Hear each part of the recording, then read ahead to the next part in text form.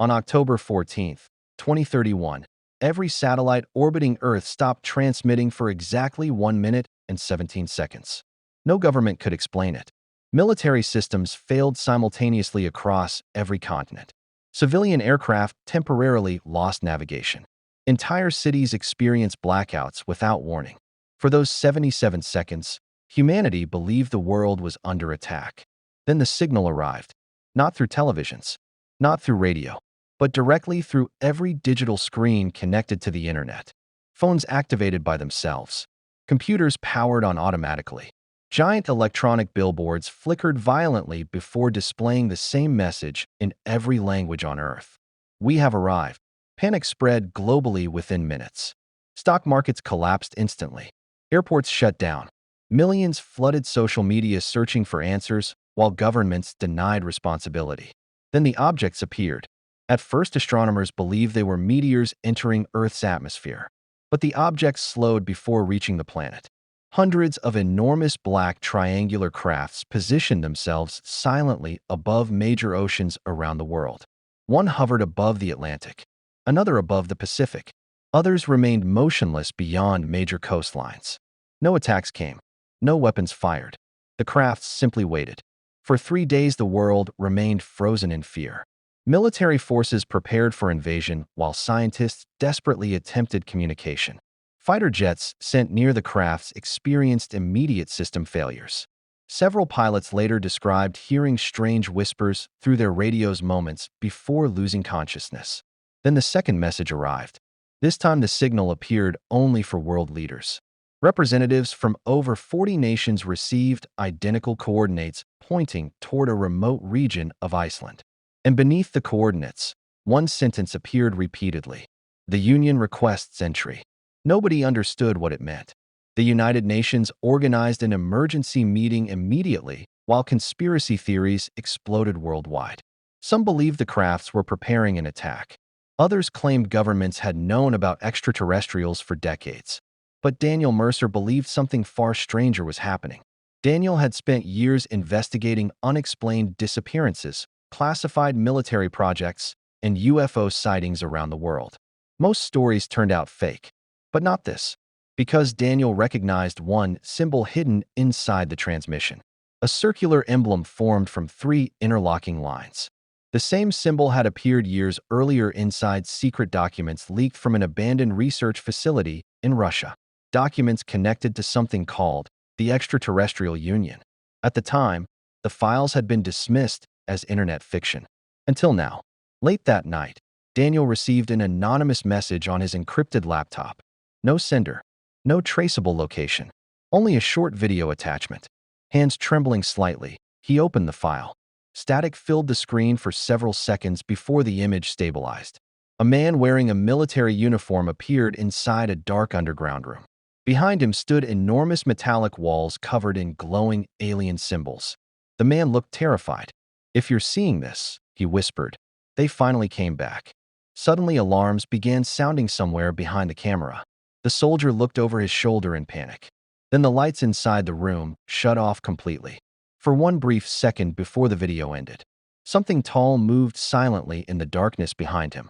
The video ended abruptly, leaving Daniel staring at the black screen inside his apartment in London. Outside, rain hammered against the windows while news channels continued broadcasting live footage of the massive black triangular crafts hovering above Earth's oceans. Nobody slept anymore. Entire cities remained awake through the night watching the skies. Daniel replayed the video several times. Each time he paused the final second, trying to understand what had moved behind the terrified soldier in the darkness. The figure looked impossibly tall, thin, not human. Then another encrypted message appeared suddenly on his laptop. "Come to Iceland before the Union arrives." Attached to the message was a location deep beneath the volcanic mountains of Iceland. Daniel booked the next available military evacuation flight, leaving for Reykjavik at sunrise. When he arrived in Iceland 20 hours later, the atmosphere across the country felt unreal. Military vehicles blocked roads. Fighter jets crossed constantly above the coastline. Thousands of civilians attempted fleeing major cities despite government assurances that no attack was occurring. But everyone felt the same thing: fear. The enormous craft hovering above the Atlantic Ocean remained perfectly motionless beyond the coast. At night, its surface emitted faint blue light across the clouds above the sea. Daniel met his contact near an abandoned research station built into volcanic cliffs outside the city.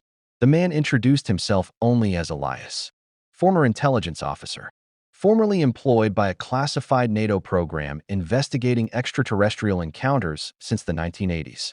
"You saw the transmission?" Daniel asked. Elias nodded slowly. "They're not invaders." "Then what are they?" The older man hesitated. "A governing body." Daniel frowned. "For what?" Elias looked toward the dark ocean visible beyond the cliffs. "For civilizations like ours." Inside the underground facility beneath the station, Daniel discovered rooms filled with classified files, satellite images, and recordings hidden from the public for decades. Evidence of contact. Not recent contact. Ancient contact. Photographs showed identical black triangular crafts appearing throughout history above ancient battlefields, oceans, deserts, even medieval cities. "They've visited Earth before," Daniel whispered. "Many times," Elias answered quietly. Then he revealed the truth. Humanity was not being invaded. Humanity was being evaluated. According to the classified records, the Extraterrestrial Union monitored developing civilizations across the galaxy. When a species reached a certain technological level, the Union arrived to determine whether that civilization could safely join a larger interstellar network. And civilizations considered dangerous disappeared. Daniel stared at him silently. "You're saying they judge entire worlds?" Elias nodded. "And according to intercepted transmissions, Earth failed the first evaluation." Suddenly, alarms erupted across the underground station. Red warning lights illuminated the corridors. One technician shouted from the control room, "The craft is moving." Daniel rushed toward the monitors. The massive black triangle above the Atlantic had finally begun approaching the Icelandic coast. And beneath the ocean directly below it, something enormous was rising from the water. Emergency sirens echoed across Iceland as military aircraft launched toward the coastline. On the station monitors, dark waves crashed violently beneath the descending triangular craft, while a colossal structure slowly emerged from the Atlantic Ocean. At first, Daniel thought it was another ship. Then the structure kept rising, higher, larger, until its true scale became visible. An enormous black tower extended from beneath the sea, covered in glowing alien symbols identical to those seen inside the mysterious transmission. The tower reached hundreds of meters into the storm clouds above the ocean, and it was ancient.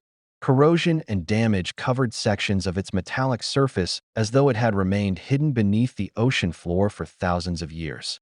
Elias looked pale. "It's a relay station." "For what?" The older man swallowed slowly. "For communication with the Union." Suddenly, every monitor inside the station filled with static. Then a face appeared on the screens. Not human. Its skin looked pale gray beneath dim blue lighting. Large black eyes reflected strange symbols moving constantly across the display. The being stared silently for several seconds before speaking perfect English. "Civilization of Earth, your evaluation resumes." The entire room froze. No one spoke. The being continued calmly. "Previous assessment suspended during your planetary wars. Current review indicates escalating instability, environmental collapse, and increasing probability of self-destruction." Daniel felt cold spread through his chest. The creature spoke about humanity the way a scientist described a failed experiment. Then another sentence appeared beneath the alien figure on every screen worldwide. "The Union will now decide." Panic exploded globally. Cities descended into chaos as millions attempted fleeing urban areas. Governments declared states of emergency, while internet networks struggled beneath overwhelming traffic. But the worst part came next. Astronomers detected hundreds more triangular crafts approaching Earth from deep space. The Union was not sending scouts anymore. It was arriving in full. Inside the Icelandic station, Elias opened a classified chamber hidden behind reinforced steel doors. Within the room stood something unlike anything Daniel had ever seen. A massive circular machine glowing faintly blue. Alien symbols rotated slowly across its surface. "The first contact device," Elias whispered. "You built this?" "No. We found it beneath Antarctica in 1962. Daniel stared at the machine in disbelief. "How long have governments known?" long enough to fear this day. Suddenly, the machine activated by itself. The blue light intensified violently, and for the first time, a voice emerged directly from inside the device. Not from speakers, from the air itself. Human representative required. Then the chamber temperature dropped instantly, and behind Daniel, something appeared silently in the darkness. Daniel turned slowly toward the darkness behind him. A tall figure stood near the chamber entrance, at least 8 feet tall.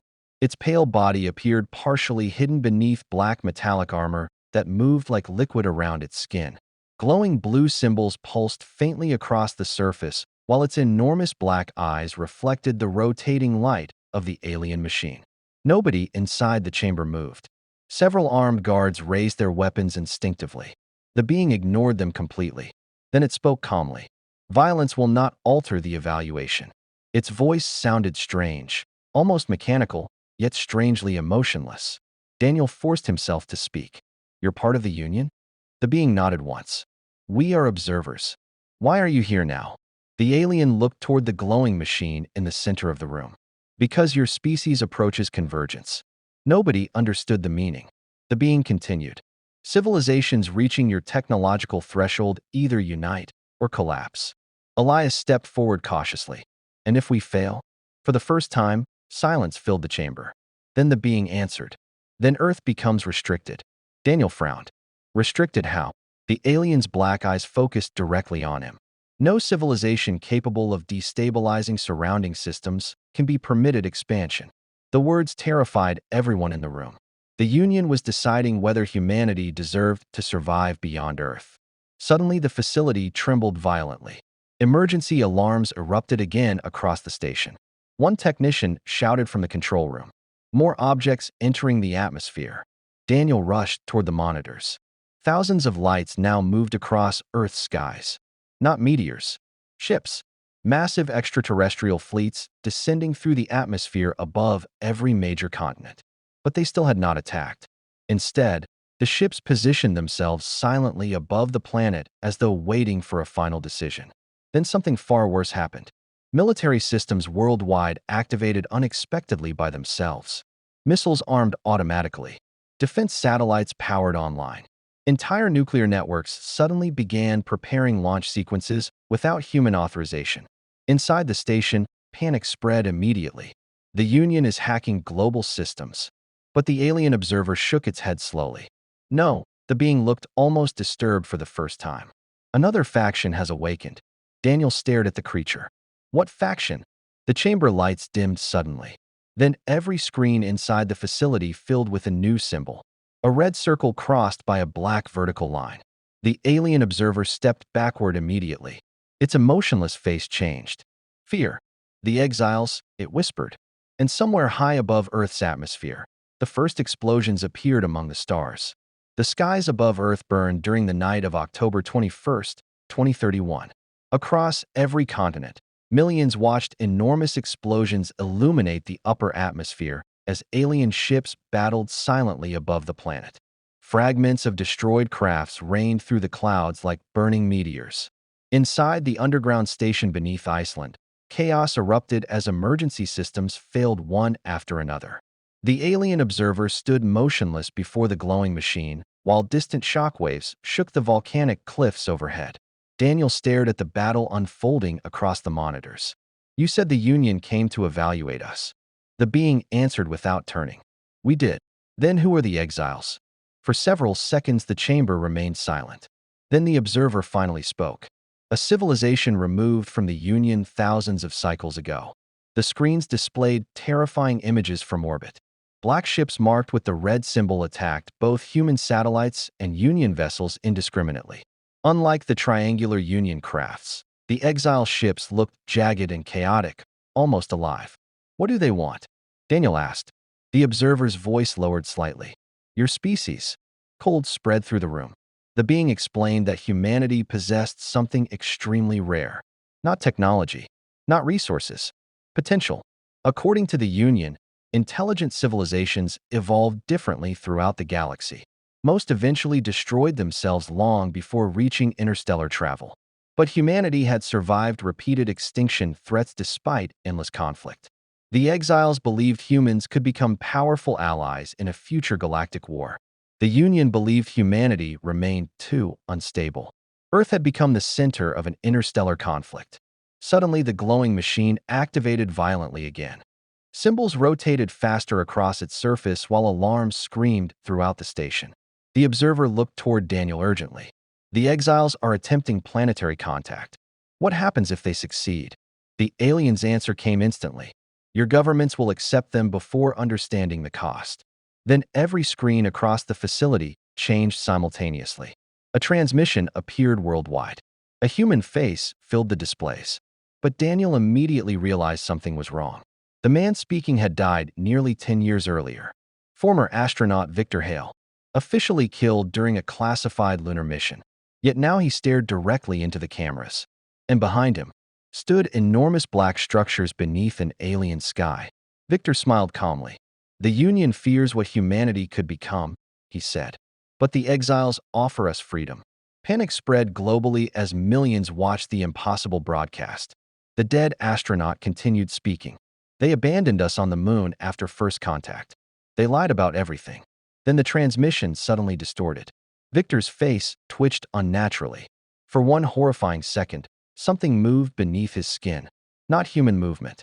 Like another shape trying to emerge from inside him. The alien observer stepped back from the screens. They've already reached Earth. At that exact moment, every light inside the underground facility shut off. Darkness swallowed the station. Then deep beneath the volcanic mountain, something massive began moving underground.